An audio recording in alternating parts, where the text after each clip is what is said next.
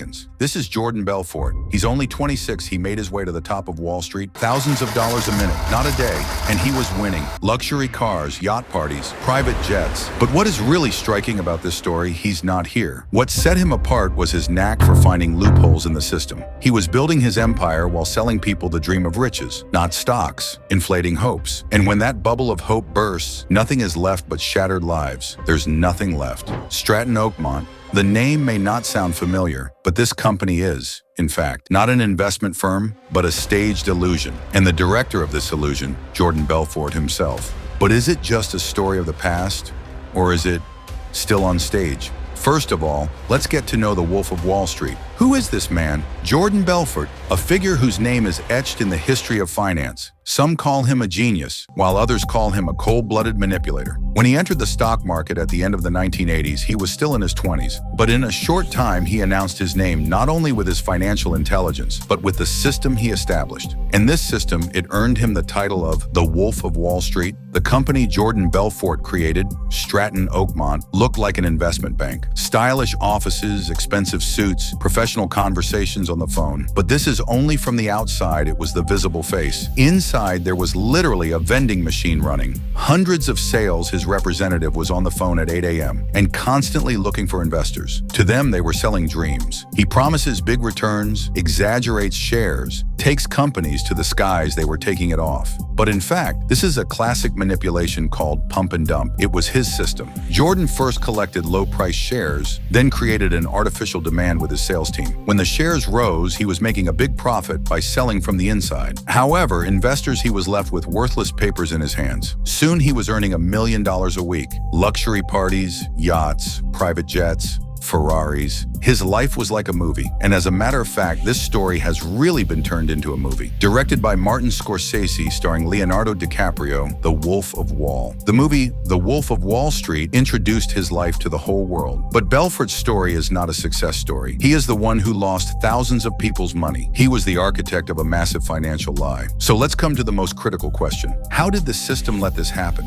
When Jordan Belfort was making millions of dollars a week while defrauding hundreds of investors, why didn't anyone intervene? Why did no one intervene? How did the manipulation go on for years? Did no one really notice, or some, and ignored him? Every day in Stratton Oakmont's office, the phones were ringing off the hook. Young salesmen, unmissable opportunities, were constantly being told to investors, and shares were being inflated. These conversations were recorded, money movements were tracked, and all, seemingly, it seemed perfectly legal, because the system had weak points, because regulation is the only way to regulate such a fast-growing, to supervise the financial markets. Because at that time, Wall Street's only concern was growth. The stocks up, the volume of transactions increased, the economy seemed alive, the rest was not important. And perhaps the most dangerous thing was this. Belfort's scheme paid off in the short term. New companies were being introduced to the stock market. At first, investors saw gains. Taxes are paid. Commissions were being distributed. The state, intermediary institutions, and banks were somehow benefited from it. So the system allowed this order to function, at least for a while, until it spiraled out of control. That's why the story of Jordan Belfort is not just the downfall of one man. It's about the system, how easily it can be manipulated. And today, asking this question is still important. Under what guise do similar systems appear today?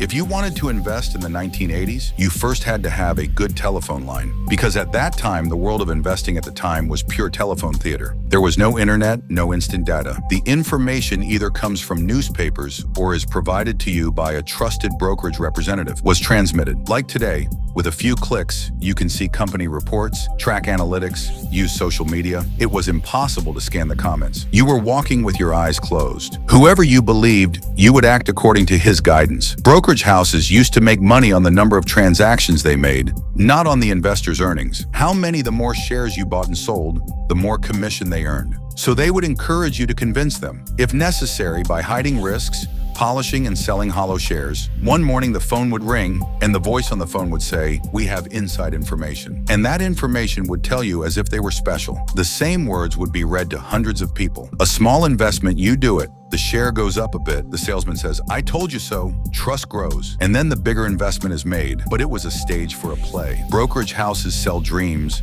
in investors buying his own imagined future. Jordan Belfort entered this world at a young age. He realized it in a short time. People invest, he didn't do it. He believed in it. Nobody was asking about the balance sheet. They were just looking at this. Jordan, does it give me confidence? If the answer was yes, the money was flowing. And that realization was his own to establish his system. The name of that system, in 1989, 27-year-old Jordan Belfort decided to go his own way. Objective, to take Wall Street's was to rewrite the rules. The company he founded was called Stratton Oakmont. Trustworthy, a prestigious name. But what went on behind the scenes was completely different. It was a sales factory, not an investment firm. The employees were mostly university graduates. He wasn't even a graduate. For Jordan, it wasn't knowledge that mattered, but persuasion. The Bronx young people gathered from the streets and suburban bars were taught one thing: sell. Don't stop. Go for it. Sell the stock without giving the investor a chance to question it, because that's what the system was based on. Offices were luxurious. Parties were wild. Employees were motivated by money, women, status. Jordan, he knew that it was necessary to appeal not only to the wallet, but also to the ego of these salesmen. So every day they became hungrier and greedier. And this greed has fueled hundreds of thousands, destroyed the investor's dream. So how did this system work? Your phone rings and they tell you, we got an inside information investors have not yet that he hasn't discovered, they say. It's as if you're being let in through a secret door you feel. You get excited and invest. But there is something you don't know. Oh, the share is garbage, and it's part of a plan, pump and dump. First, Stratton Oakmont picks up worthless shares, then the sales team steps in. Everyone tells the same story. The market is heating up, prices are rising, demand goes up, hype goes up. It's growing. And you say, this time I've been early, I'm going to be rich. But that's when, and then, the insider selling begins.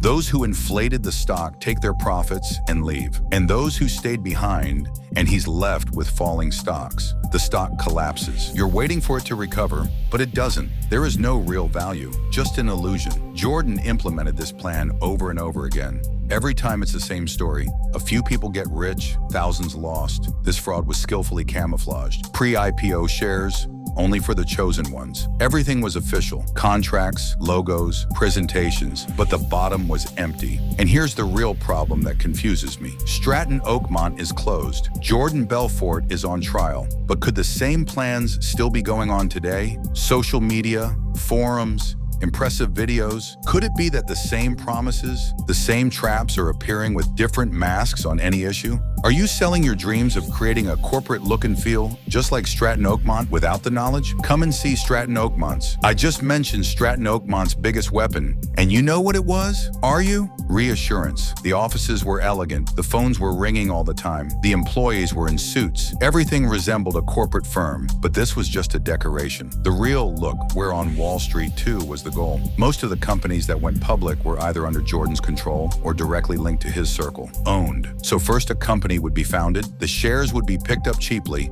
and then there would be a big launch. This is the company of the future, they would say on the phone. Advertisements in newspapers, success stories in magazines. Everything looked professional. But in reality, most of these companies didn't even produce. Some existed only on paper. It would just be sold, inflated, and then forgotten. The corporate appearance, a costume chosen to make the deception look legitimate. And what happened to all that money? Everything was spent in luxury. Lamborghinis, yachts, mansions. But even that wasn't enough for Jordan, because he didn't just want to be rich, control, and he wanted to get away with it. He funneled his earnings to tax havens, dummy companies, and offshore accounts. Some of the money went to Swiss banks, some to companies posing as toy companies. The FBI had a hard time tracing this money flow because Stratton Oakmont had built a complex network from the outside. But eventually the wheel could no longer turn. Company insiders started talking. The FBI put Jordan under surveillance, and in 1999, everything collapsed. Stratton Oakmont is closed. Jordan Belfort was sentenced to 22 months in prison. His multi-million-dollar empire burned to ashes one morning it happened. And then what? Where is Jordan Belfort today? Now think of it this way. One man is responsible for tens of thousands, defrauds people, makes millions of dollars, then only serves close to 2 years in prison. And when he goes out, he's writing a book, The Wolf of Wall Street. Then it becomes a movie. And the lead? Leonardo DiCaprio. So yeah, Jordan took off the wolf skin. But what went into it? Today, motivational speeches, teaching sales techniques, appearing on stages and saying, "I made mistakes, but I learned," he says. Some see him as someone who deserves a second chance. Others that he's still playing the same game in a different way. He's not on Wall Street anymore. Still has the power to play with people's dreams because no matter what anyone says,